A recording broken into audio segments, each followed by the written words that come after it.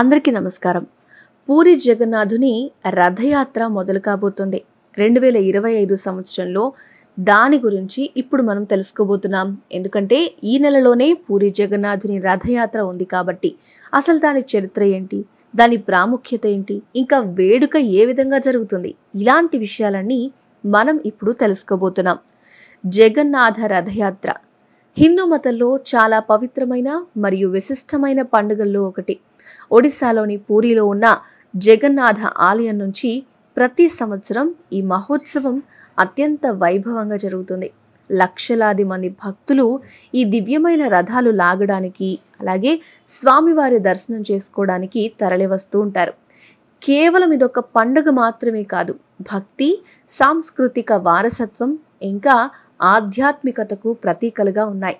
2025లో జగన్నాథ రథయాత్ర ఎప్పుడు అంటే జూన్ 29 ఆదివారం రోజు ప్రారంభమవుతుంది. ఈ పండుగ ఆషాఢ శుక్ల విధియ నాడు జరుగుతుంది.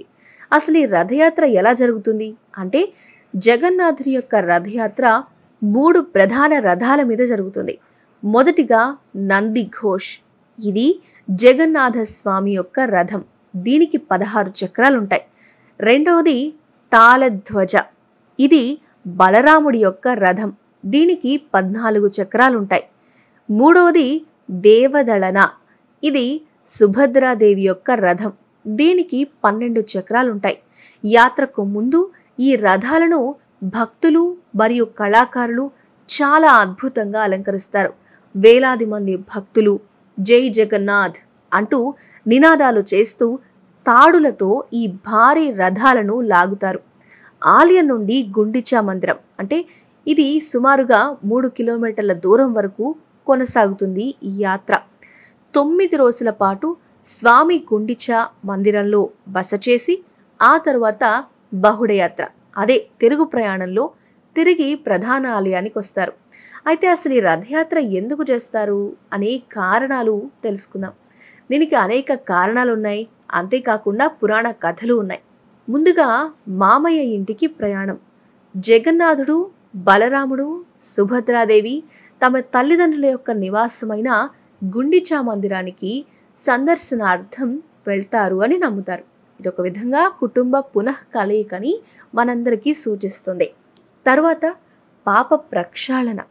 రథాలను లాగడం లేకపోతే రథయాత్రలో పాల్గొనడం వల్ల పాపాలు ప్రక్షాళన అవుతాయి అని భక్తులు నమ్ముతారు. ఇక ఇంకొకటి భగవంతుని ప్రజల్లోకి తీసుకురావడం అని చెప్పుకోవచ్చు. ఆలయం లోపల దర్శనం చేసుకోలేని వాళ్ళు కూడా భగవంతుణ్ణి చూడగలరు అని ఈ యాత్ర ద్వారా సాధ్యపడుతుంది. రథంపై ఉన్న విగ్రహాలను దర్శించుకుంటే మోక్షం లభిస్తుంది అని నమ్ముతారు. ఇంకా ప్రేమ, ఆనందం మరియు ఏకత్వం. ఈ యాత్ర భక్తులందరినీ ఒక చోట చేర్చి భక్తి, ఆనందం మరియు సమానత్వం యొక్క సందేశాన్ని వ్యాప్తి చేస్తుంది. కులం, మతం, వర్ణం ఇలాంటి భేదాలేమీ లేకుండా అందరూ కలిసి ఈ రథాలు లాగుతారు. అయితే రథయాత్ర ఎందుకు ఇంత గొప్పగా ఆదరణ పొందింది అంటే, ఇది అపారమైన ఆదరణ పొందడానికి చాలా కారణాలు ఉన్నాయి. ముఖ్యంగా ప్రత్యక్ష దైవ దర్శనం జరుగుతుంది. సాధారణంగా ఆలయాల్లో దేవుణ్ణి గర్భగుడిలో దర్శించుకోవాలి, కానీ రథయాత్రలో భగవంతుడు ప్రజల మధ్యకు వస్తాడు. ఇది భక్తులకు భగవంతునితో మరింత సన్నిహిత సంబంధాన్ని ఏర్పరచుకోవడానికి అవకాశం కల్పిస్తుంది. తర్వాత ప్రాప్యత, అంటే సామాన్య ప్రజలకు కూడా భగవంతుడిని చూసే అవకాశం కల్పించడాన్ని ప్రాప్యతగా చెప్పుకోవచ్చు. ఇంకా సామాజిక ఐక్యత. కుల, మత భేదాలేవీ లేకుండా అందరూ కలిసి పాల్గొనే పండుగ ఇది అని చెప్పుకోవచ్చు. ముఖ్యంగా సామాజిక ఐక్యతకు ప్రతీకగా ఈ పండుగ నిర్వహిస్తూ ఉంటారు. ఆధ్యాత్మిక అనుభవం. రథాలు లాగడం, భజనలు చేయడం, స్వామి నామస్మరణ చేయడంలో ఒక ప్రత్యేకమైన ఆధ్యాత్మిక అనుభవం అనేది భక్తులకు ఏర్పడుతూ ఉంటుంది. తరువాత చారిత్రక మరియు సాంస్కృతిక వారసత్వం. వేల సంవత్సరాల చరిత్ర కలిగిన ఈ యాత్ర భారతదేశపు గొప్ప సాంస్కృతిక వారసత్వాన్ని ప్రతిబింబిస్తుంది. ఇంకా సుప్రసిద్ధి. ఇది ప్రపంచవ్యాప్తంగా గుర్తింపు పొందిన ఒక పండుగ. ఇంకా లక్షలాది మంది పర్యాటకులను ఆకర్షిస్తోంది. రథయాత్ర అసలు ఎప్పటి నుంచి ప్రారంభమైంది అని గనక మనం చూస్తే జగన్నాథ రథయాత్ర యొక్క చరిత్ర చాలా ప్రాచీనమైనది. దీనికి మూలాలు క్రీస్తు పూర్వం 2వ శతాబ్దం నాటివి అని చెప్పొచ్చు. ఇవి కొన్ని చారిత్రక ఆధారాల్ని సూచిస్తూ ఉన్నాయి. కళింగరాజు ఖారవేల శాసనాల్లో ఈ యాత్ర గురించి ప్రస్తావించడం జరిగింది.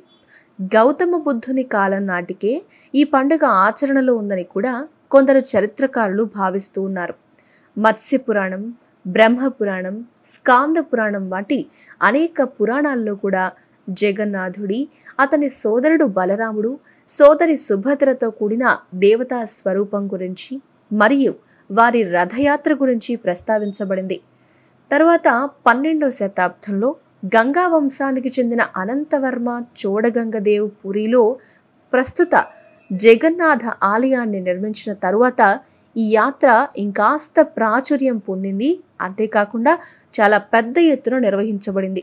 అయితే అప్పటి నుంచే ప్రతి సంవత్సరం నిరంతరాయంగా ఈ యాత్ర అనేది జరుగుతోంది.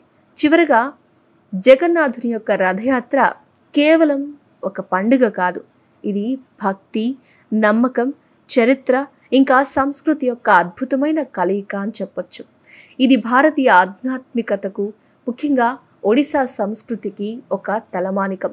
2025లో కూడా ఈ మహత్తర యాత్ర అత్యంత భక్తి శ్రద్ధలతో వైభవంగా జరగబోతుంది.